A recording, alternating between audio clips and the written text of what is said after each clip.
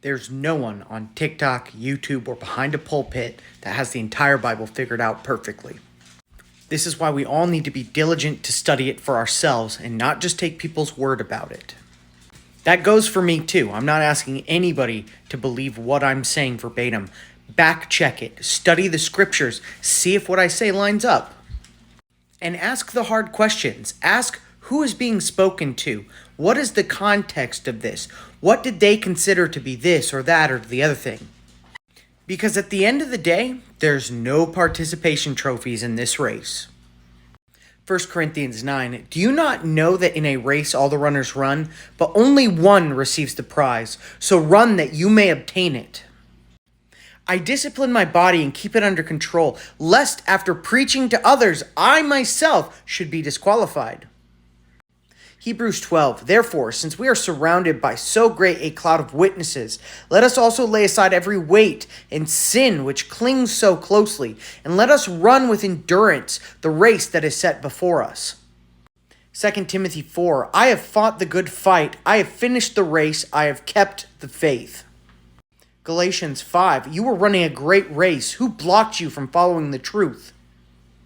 Did you ever wonder why Paul so often compared our life and our salvation to running a race? And a lot of people aren't going to want to hear this, but there's only one winner in a big race. We are racing for the most important prize ever. We're racing for our own eternity. Why would you not run the race like you're trying to win it? You can't rely on anyone else to win a race for you. You have to win it yourself. And you do that by training for it. And we train in the scriptures. We learn the book from the front to the back. We study it for ourselves. We learn the cultural context. We learn who is being spoken to and what is being spoken about. And most importantly, we don't take somebody's word for it just because they say something we want to hear.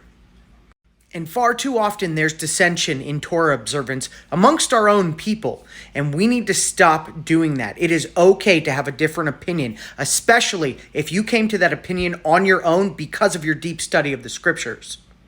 If you celebrate the feast days at a different time from somebody else, at least on Judgment Day, you can tell God why you chose to do it that way, and not that you were just following along blindly. Do not take somebody's word for what the Bible says. Read it yourself. Study every single word deeply.